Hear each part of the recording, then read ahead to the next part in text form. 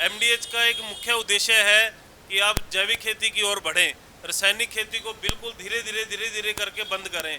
ऐसा नहीं है कि आपकी जो रासायनिक खेती है और जैविक खेती में अंतर नहीं है, बहुत अंतर है।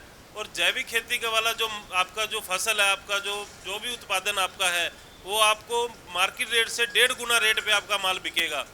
और ख़रीदने के लिए आपके पास बहुत सी कंपनियां हैं, ऐसा नहीं है कि कंपनियां नहीं है। आप अगर जैविक खेती करोगे तो उसमें आपकी अगर 7-8 हज़ार रुपये धनिया का जैसे मार्केट में रेट है, वही अगर जैविक खेती वाला आपका ऑर्गेनिक धनिया होगा, उसका रेट आप मान के चलो 15 से 18 हज़ार के बीच में आएगा आपका जी। आएगा ना जी। आप किसान भाई, जो आपको तो गांव के अंदर इतने किसान हैं मौजूद जो जैविक खेती करते हैं, आप इनसे सीख सकते हैं जैविक खेती कैसे करनी है। बहुत ही सरल तरीका है जैविक खेती करने का। और उत्पादन ऐसा नहीं भी उत्पादन कम होगा, उत्पादन भी कम नहीं होगा, उत्पादन बढ़ेगा आपका। शुरुआत में आपको लगेगा कि ये धीरे धीरे आपका जो उत्पादन है उसकी क्षमता बढ़ेगी।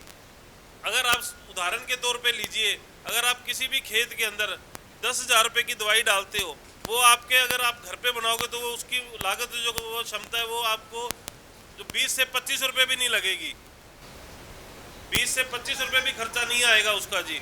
और इसके लिए आपको क्या करना है, आपको सिर्फ और सिर्फ पहले तो क्या है, अभी मन के अंदर एक दृढ़ निश्चय करना पड़ेगा कि हमको जैविक खेती करनी है, रासायनिक खेती करनी ही नहीं है, फिर ही आप कर पाओगे।